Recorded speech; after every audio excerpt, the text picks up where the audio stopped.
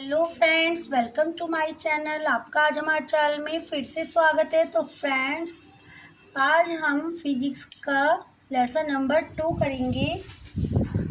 Full explanation देंगे जिससे कि आपका ये चैप्टर अच्छे से क्लियर हो जाए विद फॉर्मूले and questions. Force and laws of motion. Force क्या है इसमें हम आपको बताएंगे, लॉ क्या है मोशन के। तो चलिए शुरू करते हैं। शुरू करने से पहले आप सभी से रिक्वेस्ट है, प्लीज़ हमारी वीडियो को लाइक कर दीजिए, शेयर कर दीजिए और हमारे चैनल को सब्सक्राइब करना ना भूलें और बेल आइकन पर भी प्रेस जरूर करें। तो चलिए फ्रेंड्स शुरू करते हैं। सबसे पहले देखिए चैप्टर में क्या है, व्हाट इज़ फोर्स। पहले तो हमें पता होना चाहिए कि फोर्स क्या है। What is force. फोर्स एक कैसे हम फोर्स को डिफाइन करते हैं। तो देखिए, an external effort in the form of pull और पुश। पुल करना या पुश करना, डेट चेंज और tend to change the state of rest. कोई भी चीज़ है वो रेस्ट के बाद चेंज हो रही है, जब हम उस पर फोर्स लगाएंगे या बल लगाएंगे तो वो चेंज हो जाएगी अपनी फॉर्म से, या फिर हम उसको पुल करेंगे या पुश करेंगे।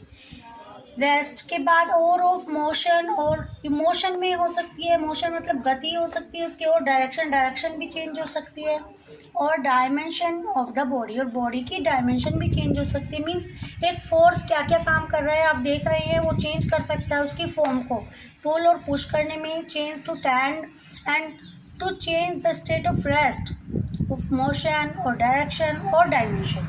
तो आप समझ रहे हैं कि फोर्स हमारा क्या क्या काम करता है, क्या है फोर्स है। अगर हम बात करें इफेक्ट ऑफ फोर्स, फोर्स का इफेक्ट क्या पड़ता है किसी भी बॉडी पे, या जहाँ भी हम फोर्स का यूज़ करेंगे वो क्या इफेक्ट डालेगा। तो चलिए वन बाय वन पॉइंट समझते हैं। A force can move a stationary body.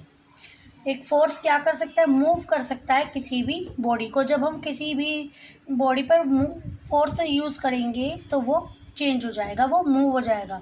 A force can stop a moving body. अगर मूविंग हो रही है कोई बॉडी तो फोर्स हम लगाएंगे तो वो स्टॉप हो जाएगी। नेक्स्ट है आपका, a force can change the speed of a moving body. Force क्या कर सकता है, चेंज भी कर सकता है, स्पीड कर सकता है एक मूविंग बॉडी की।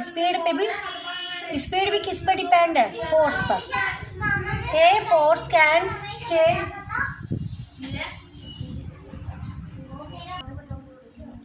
A force can change the direction of a moving body. Force क्या कर सकता है, डायरेक्शन भी चेंज कर सकता है एक मूविंग बॉडी की। नेक्स्ट है आपका, a force can change the shape of the body. वो शेप को भी चेंज कर सकता है बॉडी की। तो आपने देखा कि फोर्स क्या है, इफेक्ट क्या है फोर्स के। तो इससे आगे चलते हैं, हम टॉपिक्स देखेंगे कि हमारा अब बैलेंस और अनबैलेंस क्या होता है, और फॉर्मूले देखेंगे फोर्स के। तो चलिए आगे चलते हैं। देखिए सबसे पहले हम देखेंगे बैलेंस फोर्स क्या है। If the resultant of all the forces acting on a body is zero. हमने माना सभी भी जो रिजल्टेंट लगाए गए हैं, एक्टिंग कर रहे हैं वो बॉडी पर, वो सब जीरो हैं। The force are called balance forces. तो हमारा क्या कहलाएगा, बैलेंस फोर्सेस। देखिए आपके सामने एक पिक्चर दिखाई गई है, तो पिक्चर में आप क्या देख रहे हैं, suppose a heavy box is lying on the ground. Ground पर लाइंग हो रहा है। Let us push this box with our hand. अगर हम अपने हाथों से इसे पुश करेंगे, we find that the box does not move through as many as 4 forces are acting on it. कौन कौन से फोर्स लगेंगे इस पे, देखिए फोर्स ऑफ और पुश करने का। सेकेंड है फोर्स ऑफ फ्रिक्शन जो आपके सामने दिखाई दे रहा है। नेक्स्ट है फोर्स ऑफ ग्रेविटी। फोर्थ पे देखिए फोर्स ऑफ रिएक्शन। तो आपने देखा कि अगर हम एक हैवी बॉक्स रख देते हैं, लाइंग करता है वो ग्राउंड पर, तो वो 4 फोर्सेस के हिसाब से एक्ट करेगा। समझ रहे हैं आप। तो ये आपका होता है बैलेंस फोर्सेस। अब आती है बात अनबैलेंस फोर्सेस की। देखिए नेक्स्ट है आपका अनबैलेंस फोर्स। अभी आपको हमने बताया कि बैलेंस फोर्स क्या होता है। If the resultant of all the forces acting of a body two is not zero. जिनकी एक्टिंग रिजल्टेंट कोई भी जीरो नहीं होगा, वो हमारा फोर्स कहलाएगा अनबैलेंस फोर्सेस।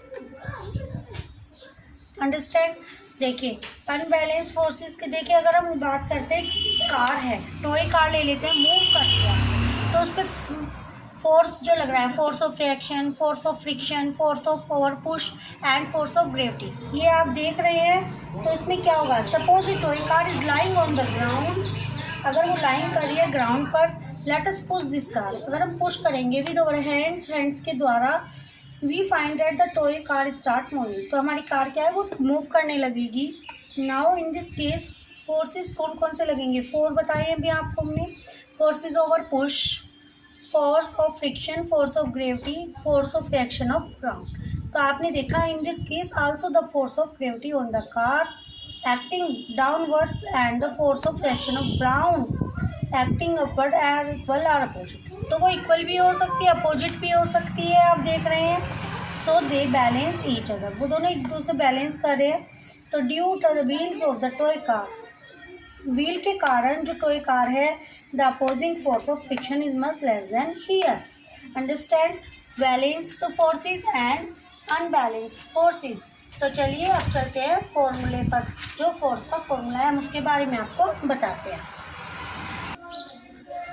देखिए फॉर्मूला ऑफ फोर्स क्या होता है, force is equal to mass multiply acceleration. Mass को हम m से डिनोट करते हैं और एक्सेलरेशन को a से। अगर हम इसके हिसाब से देखें, a is equal to v minus u upon t, and second आपका v square is equal to u square minus 2as and a is equal to v square minus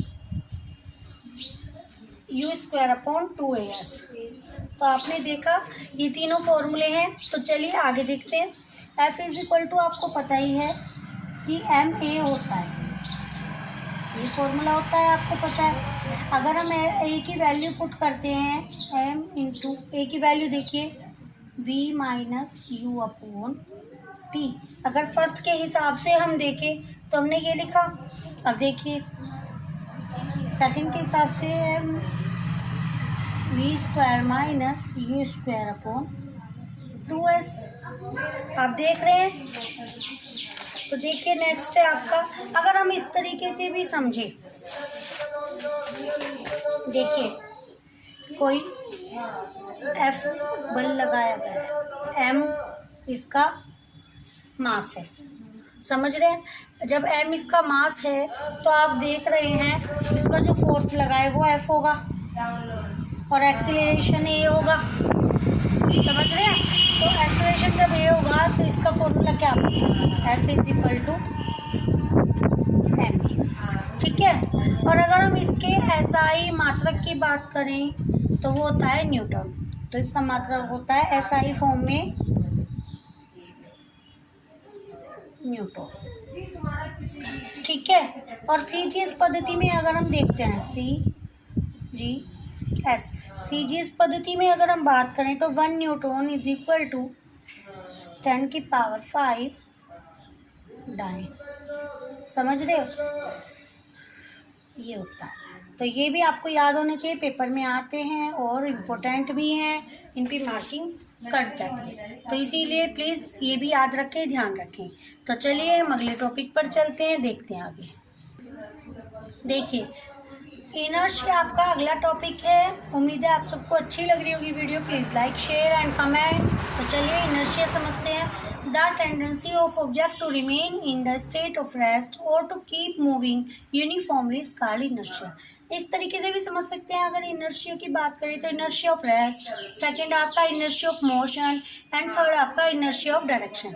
इसका इफेक्ट पड़ता है रेस्ट पर भी और मोशन पे भी और डायरेक्शन पे भी। I hope you understand.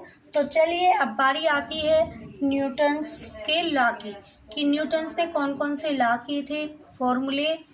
चलिए सीखते हैं।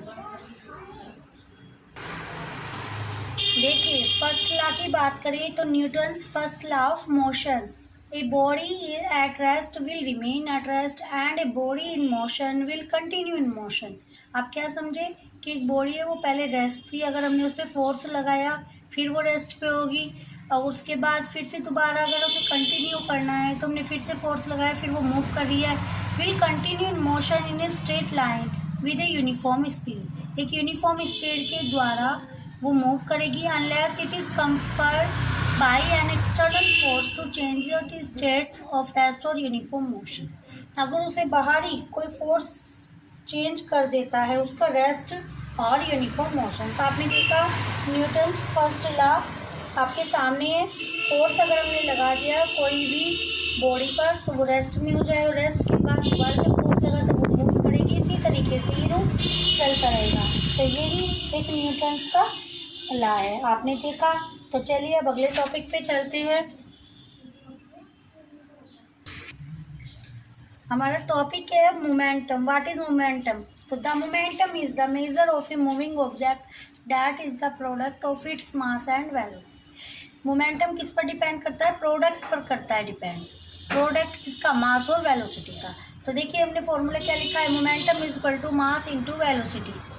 तो मोमेंटम को हम शो करते हैं पी से, मास को एम से और वेलोसिटी को वी से। हमने लिखा है p is equal to momentum, m is equal to mass and v is equal to velocity. तो देखिए P is equal to m v formula हो गया।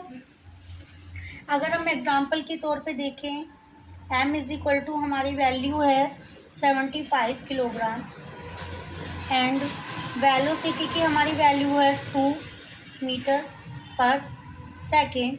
तो हमारा मोमेंटम क्या होगा? P is equal to 75 into 2 और किलोग्राम मीटर पर सेकेंड। आप समझ रहे? तो 75 टू जो 150 यानी कि 150 किलोग्राम मीटर पर सेकेंड, ये इसका हमारा मात्रक हुआ। तो देखिए अब SI यूनिट्स में हमने आपको बताया कि किलोग्राम मीटर पर सेकेंड इसका हमारा जो है वो मात्रक होगा। तो चलिए अब आगे चलते हैं न्यूटन्स के सेकंड लॉ पर। Newton's second law of motions, the rate of change of momentum of a body is directly proportional होती है to the applied force। जब हम उस पर अप्लाई करते हैं फोर्स को and take place in the direction in which the force acts।